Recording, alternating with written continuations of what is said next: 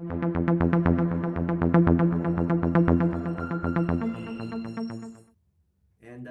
it's so great to see you again, Marco, and JJ. It's nice to meet you on Tuesday at the screening. Nice one, brother. Awesome, man. First of all, the film was awesome. Such a great blend of action and comedy. I had such a great time watching the film. And I gotta say, like my favorite personal fight was between Marco and Batista. And I know you guys you guys integrated so many different type of elements into the fight, from Marco's dance style, and to some MMA grappling, to some sword fighting. Can you, tell us like what was the process like to think of all these ideas for that particular fight and to come up with the choreography? Go ahead. Yeah, for me it was, about the dancing was a whole journey of understanding, there's a character, why the guy danced and all that. So once we nailed that and we discovered the flamenco and the movements, this was blended into the choreography that Felix put together for us. Because there was a lot of and also understanding Dave's style that was more like a wrestler. So we wanted to mix that jiu-jitsu and bring that dance from the top for a striking kind of mode into the ground and pound kind of more dirty. And that was a challenge, that was nice to put those worlds together. But at the same time, it's because Dave, he's an athlete.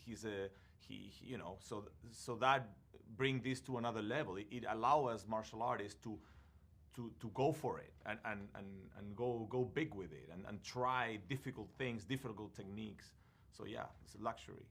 Yeah, I would say from my perspective, one of the hardest things to do as an action director is when you don't have people that can do the action, is you're hiding them. You're shooting over doubles, which makes it difficult. You change the coverage. So when you have people as good as Marco and Scott and Drew and Lucy and Shayna and the Goyang crew, you don't have to hide anything. You put the camera where the action is the star. And in particular for me, that castle sequence, or that sequence in the castle, I didn't look at it as three separate fights. I looked at it as one action scene, because when he fights the guys, he gets right into the girls and he gets right into Marco. So it's like, it's the same fight, it's the same diamond with three different facets in it. Does that make sense? And I wanted it to crescendo. I don't know if that's a good word for me to use. That's a big word. I don't even know what it means, but it sounds cool. Yeah. But I wanted it to and then with Marco and the dancing, problem solving. What's good action storytelling? When you create a problem for your protagonist and you show how they solve it. It's problem solving. Like you pit jujitsu against wrestling. He went for the legs. He hucked him up. He did the roll. Put him in the armbar. Step over. Punch, punch. It's that rhythm and how you show how a style, you're solving the problem of this style versus that style. Create another problem. So I don't know if that was my little spit down on, that's just my take on what makes interesting action choreography. That's awesome, man.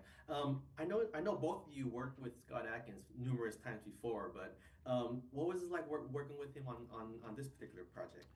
So I go back to Undisputed 2 with Scott Adkins, with him and Mike Jai White. We worked in Bulgaria. We shot that movie in like 32 days. And I've done several films with him. I met Marco on The Rundown about the same time that we did Undisputed 2, maybe even a little bit before, right? Some little bit before. 2000. Yeah, so I go way back with these guys, and I've done a bunch of films with them as well. So the Guyver kick in Undisputed 2 wasn't the first time he did it, but it was the first time a lot of people saw him do it. So when we got this movie, I told him, I said, hey, do you think you could dust off that Guyver kick? And he was like, can you make a shoe stink? And I was like, hell yeah. He said, but I can do the Guyver kick. So I always love working with Scott, and for me, working with my buddies, it's like having aces in your hand. If you play poker, if you have only aces in your hand, you're not going to lose. You just have to put the cards down. So when you surround yourself with hitters, there's no failing there. So that's my 2 cents. That's awesome. That's awesome. Well, one last thing before I let you guys go. Is there any chance that Scott will return as one of the Nazarian brothers for the Day Shift 2, maybe, or maybe a spin-off? I'll put these brothers in everything I do, shamelessly. Shameless.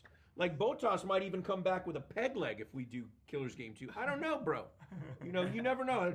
They call me loco for a reason. You don't know what I'm going to do because I don't know what I'm going to do. It's crazy. All right, guys. Well, thank you so much for your time, and I can't wait to watch this film again. It's so much fun. Right on, brother. Thank you, bro. All right, thank you, bro.